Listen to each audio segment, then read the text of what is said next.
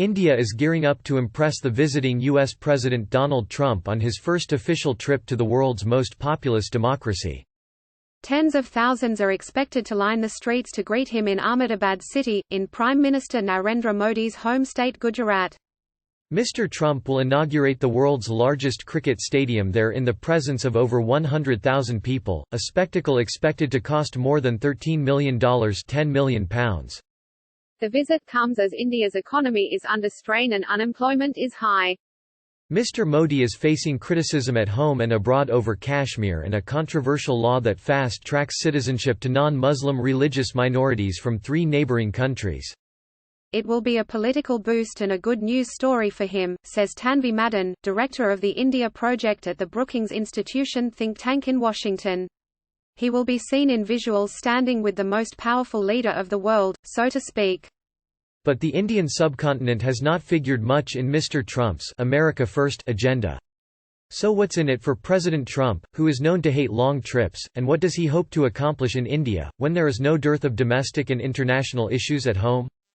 The visit is being seen by many as a pleasant trip to a country where Mr. Trump is not expected to face tough questions, but win some easy political points for his domestic politics. Part of the aim is to give American voters a good image to point to when thinking of Mr. Trump as he seeks re-election. The visuals will be used by the Trump campaign to make the case the president is welcomed around the world, says Ms. Maiden. That he has made America great and respected, especially when some polls have said the respect for the U.S. has gone down on the international stage. Indian American voters might pay particular attention.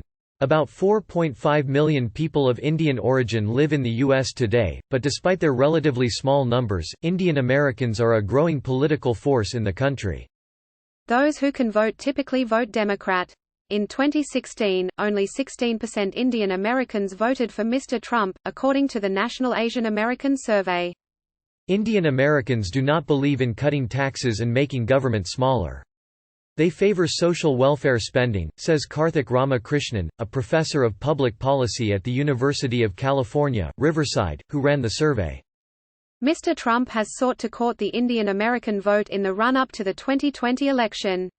In September, he appeared next to Mr. Modi at a massive event in Houston, Texas named Howdy Modi, and declared, "You have never had a better friend as president than President Donald Trump." According to Mr. Ramakrishnan, Mr. Trump's efforts in reaching out to India could help boost his numbers at the margins. "I think there would be some short-term dividends but probably not to the extent that many Republicans might hope," he says. A trade agreement with India following months of negotiations was expected to be the centerpiece of the visit, a big political win for Mr. Trump if he could seal the deal. The U.S.-India bilateral trade stands at $160 billion. But hopes of an agreement have been fading for weeks as the U.S. expressed concerns over issues like rising tariffs, price controls and India's positions in e-commerce. Immigration of skilled workers and the visa regime are other areas of concern. India wants restoration of trade concessions under a tariff system called the Generalized System of Preferences (GSP), which provides additional benefits for products from least developed countries.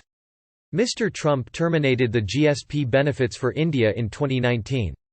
Even a limited deal would be an important signal to industry in both countries that US and India are serious about growing trade, and they can resolve issues, says US-India business president Nisha Biswal.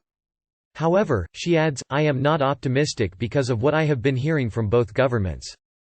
President Trump has made being tough on China a central piece of his political brand, and many U.S. concerns on China like the Belt and Road Initiative, access to South China Sea, and the untrustworthiness of its vendors are shared by India.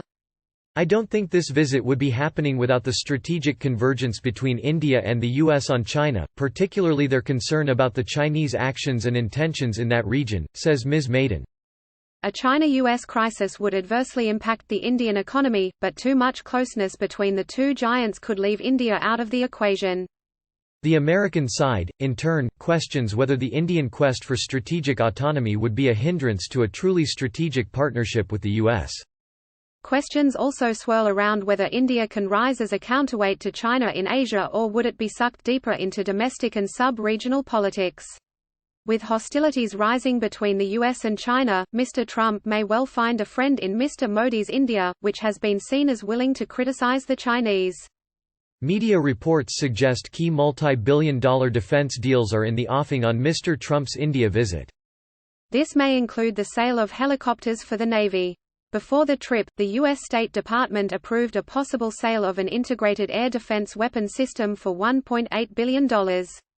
As India tries to diversify its list of buyers, India recognizes it has not made large defense purchases from the U.S. recently, while it has done so from the Russians and French, said an analyst.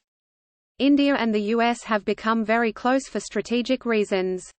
Even during the Trump years, you have seen defense and diplomatic dialogues, said Ms. Madden. For Mr. Trump, any chance to sell U.S. hardware is a chance to tout to his supporters that he is boosting jobs and Made in America manufacturing. Mr. Trump is seen by many as transactional leader who places a premium on personal relationships over geopolitics, and he believes that his ability to get on with foreign leaders earns him the ability to get things done. This would be President Trump and Prime Minister Modi's fifth meeting in 8 months. They call each other a friend. There are pictures of them hugging each other. We are not treated very well by India, but I happen to like Prime Minister Modi a lot, Mr. Trump told reporters days before his trip. For Mr. Trump, and Mr. Modi, exhibiting a level of bonhomie can help smooth over differences when tough talks come up. In the end, it is not a trip made with a very clear set of objectives, says Joshua White of the Johns Hopkins School of Advanced International Studies.